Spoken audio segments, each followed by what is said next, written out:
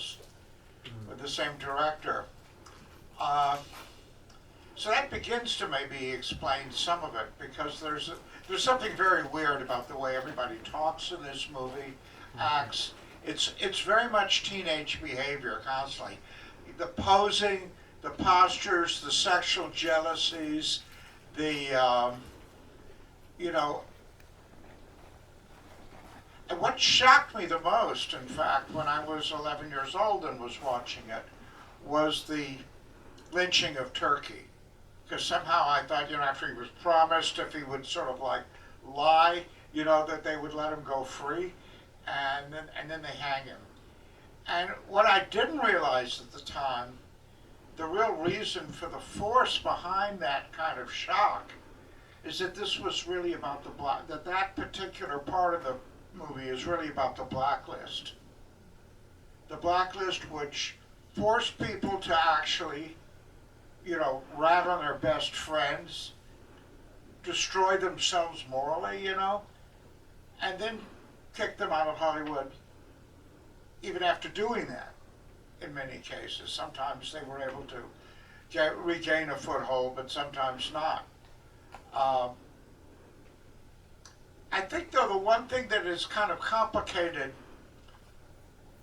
the way this has been such an, like the ultimate film of the French, favorite American movie of the French New Wave, mentioned by Godard more times in more of his films than any other movie, I think.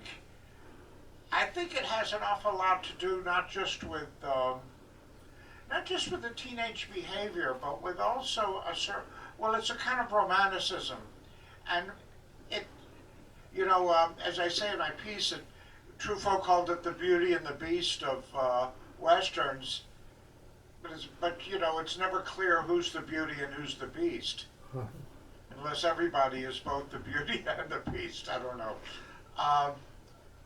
But one thing that's really kind of to me a kind of poetic justice is Republic was one of the very cheapest of all the, it was, they were known as, they just made B films. This was one of the more expensive ones that they made, but by and large they were ranked very low, whereas right near the top, of course the very ritziest was probably MGM, but after MGM was 20th Century Fox, which had just introduced CinemaScope, stereophonic sound and everything, year before this, or maybe 1 or 2 years before this movie. And yet their kinds of color, deluxe color, which they, were so proud of, within a few years later, looked like it had been whitewashed. I mean, it was sort of like the faded, all those deluxe color faded, whereas true color from one of the cheapest of all the studios has been beautifully preserved ever since. It's like it was like a process that didn't deteriorate. And so at least that to me is a kind of poetic justice of a certain kind. I think the big mistake, though, that was made by the French New Wave is that they assumed that this is totally, an auteur theory. This is a movie by Nicholas Stray. Well, in fact, from at least the research I've done and what other people have done, I think it would be more fair to say that this is a movie with two auteurs, at least two auteurs, and the other auteur is Joan Crawford. I mean, she produced the film. She wanted to pay, to be, she said she wanted to play the Clark Gable part. She wanted to be the one with, sort of like who was really the star, and she didn't want, even though the movie is called Johnny Guitar, she didn't want Sterling Hayden to be. She said, I want to be the one with the with the guns and everything, while Sterling could go play with himself instead of most westerns. I'm the one who has to go play as the woman. But almost everybody who worked on this movie hated it afterwards because there was such bad vibes.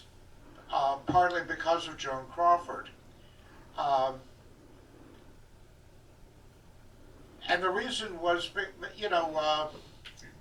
McCambridge